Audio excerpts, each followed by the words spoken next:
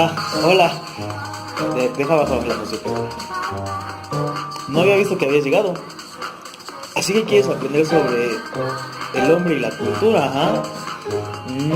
Muy buena elección de tema, ¿eh? Está muy, pero muy interesante. Y si ya estás listo, ¡vámonos!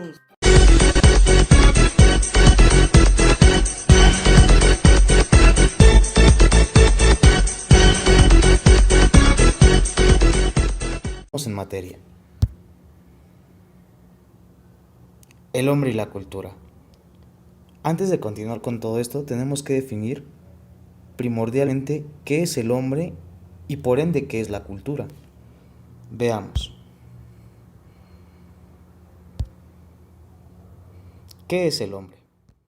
Entendemos por definición de hombre que es ser vivo que tiene capacidad para razonar, hablar y fabricar objetos que le son útiles. Desde el punto de vista es un animal mamífero del orden de los primates, orden de los antropoides, género Homo y especie Homo sapiens. Vaya, eso explica muchas cosas. Tenemos que ver también qué es cultura.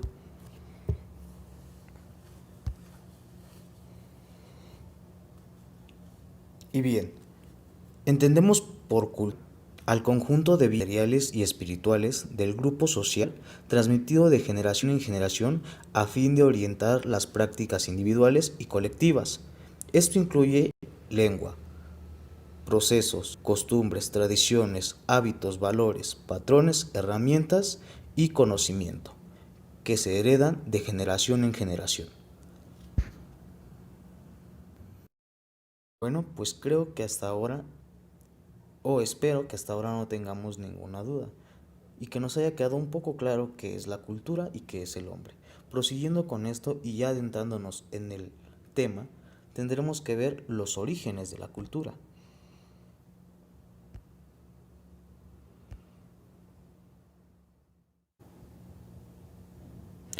El origen de la cultura se da en la época de la prehistoria, en la época de las cavernas, cuando los cavernícolas plasmaban en piedra su día a día, tanto recolecta de alimento como caza. A esto se le llama pinturas rupestres. Con esto empieza la cultura. Una vez que el hombre se empezó a juntar en tribus, empezó a explorar su entorno y se fue cada vez expandiendo más, hasta que hoy en día nos expandimos a todo el mundo, a excepción, claro, de ciertas regiones.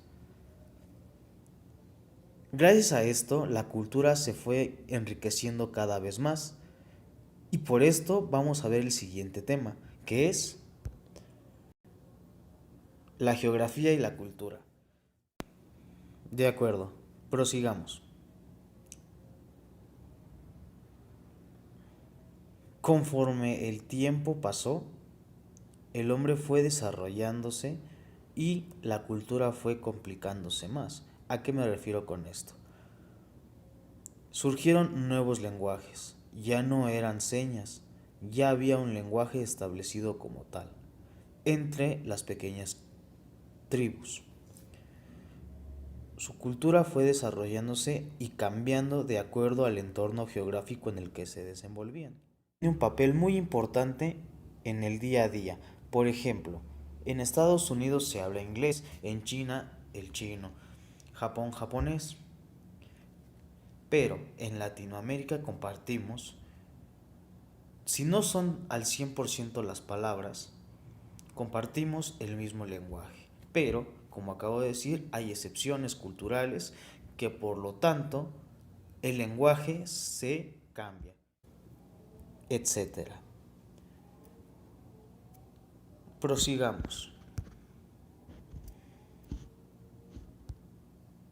con la política y la cultura. Como es bien sabido, cada país tiene su gobierno y cada país tiene su forma de ser gobernado. Vamos a un ejemplo no tan conocido.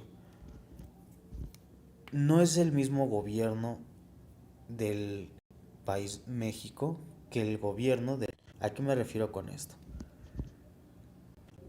México es un país